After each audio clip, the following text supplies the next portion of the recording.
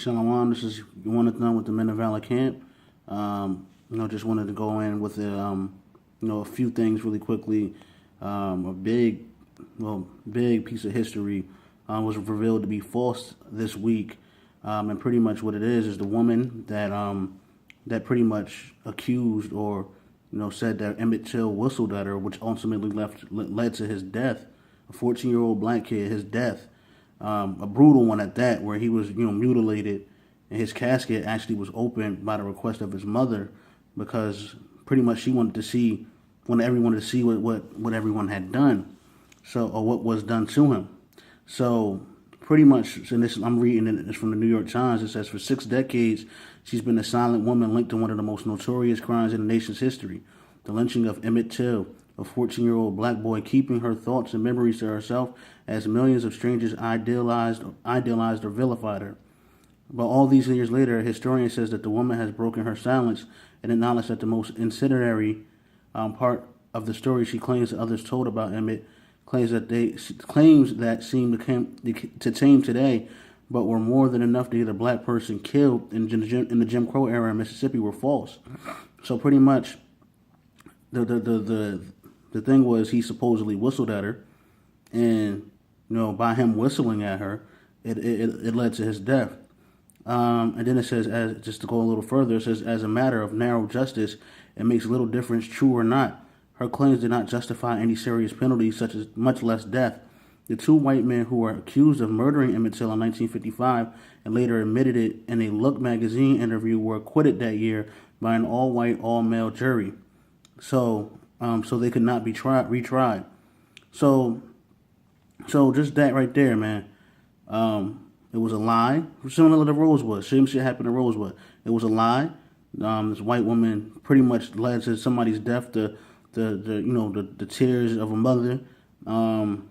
Just the bullshit in the community. Like, everybody was affected by that. Like, we learned about that in school, and come to find out, he didn't do nothing. And a lot of the times back in history, we didn't do anything. So I just wanted to go on this, because this is, a lot of stuff Judah, or Jake, I should say, Israel don't really react to. They be kind of like, it is what it is. But between Donald Trump and this, I actually starting to see reactions. It's just like, slowly they're waking up. So this is Genesis 49:9. Judah is a lion's whelp. From the prey, my son, thou art gone up. He stooped down. He is couched as a lion, and as an old lion, who shall rise him up? So Judah is compared to a old lion. Judah is the Negro tribes. And pretty much, he's sleeping, but he's waking up. Like stuff like this, little things that happen like this, whether it be Donald Trump, whether it be, Emitt Till's, the revelation of Emitt Till, these things is riling Jake up. So after a while, it's going to be like, fuck this, because that's ridiculous that no one was, that could happen. But that's the type of world we lived in, and that's why you should never trust your enemy. I don't have that scripture offhand at the moment. I can get it, but really, that's what it is. Like, it's ridiculous that happened. But Judah's waking up, and they will have the last laugh. Now, just to go into some other scriptures really quickly, while I'm getting that, pardon me, it's actually Ecclesiasticus 12:10.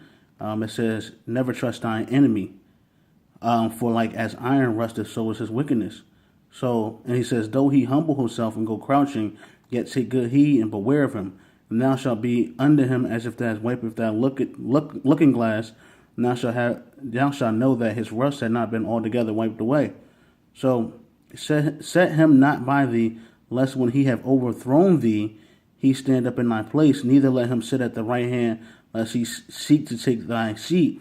And thou at last remember my words and be pricked therewith.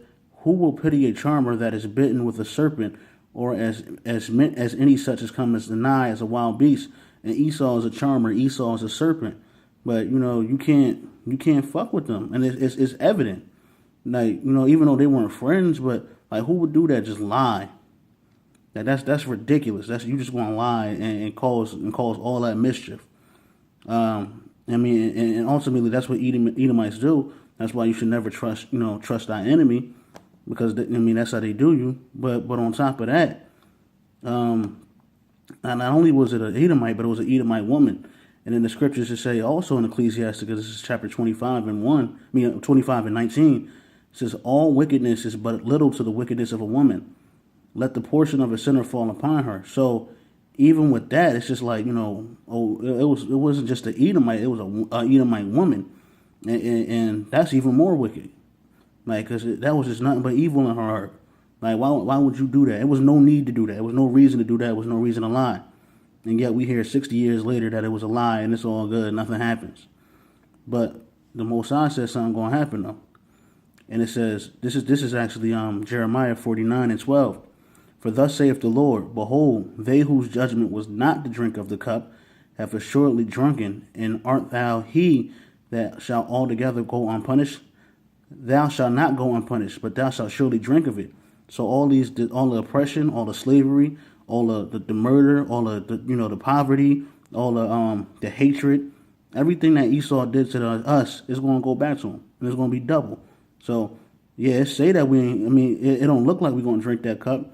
It don't look like he's going to drink that cup the way everything is set up right now, but he will. What goes around comes around. That's just universal law, as most people would say it, but that's what it's going to be. Save the Most High. And then just to go over a little further, and this is kind of in linking with Obadiah. At verse 16, it says, thy terribleness have deceived thee, and the pride of thine heart, O thou that dwellest in the cleft of the rocks. So in Obadiah, it's talking about Esau in the cleft of the rocks, that holdest the height of the hill, though thou should have made thy nest high as the eagle, I will bring thee down from thence, saith the Lord. Also Edom shall be a desolation. Everyone that goeth by it shall be astonished, it shall hiss at all the plagues thereof. As in the overthrow of Sodom and Gomorrah and the neighborhood cities thereof, saith the Lord, no man shall abide there, neither shall a son of man dwell in it. So just going over it, so it's talking about Esau, it's talking about Edom, and that's what's going to happen to them, for what they did to us.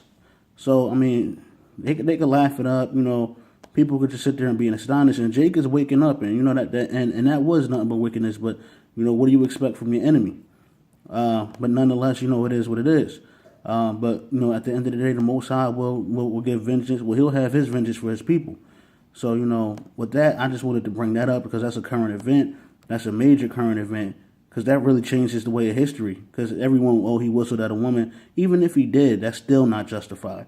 Not to say if she was taken, it's still off. But in this society, to kill somebody over that, that's crazy. So especially when worse shit is going on. But nonetheless, this is the society that we live in. That's how Esau moved. And you know what? It's going to be up to the Most High, and he gonna make a big scene about it. So at the end of the day, that woman that did that, people always talking about she probably feels so guilty. Fuck her guilt. Fuck that, because her guilt doesn't justify or cover the pain that his mother felt or that his family felt. And he was visiting, man. He was 14, and she ain't had no remorse about it, man. And the people that did that shit, they ain't had no remorse about it, man. I don't know if y'all can see this. I'm trying to bring this up as best as possible, but this is what his mother was looking like, man, at the casket, man. If y'all can see that. So, nah, man, fuck that. But either way, man, I just wanted to bring that out. Again, this is Yamanathon with Men of Valor. And then, all praises to the Yahweh Bashem Yahweh Shai, man. And just on a second note, man, just keep fighting, man, because these demons getting stronger. Shalom.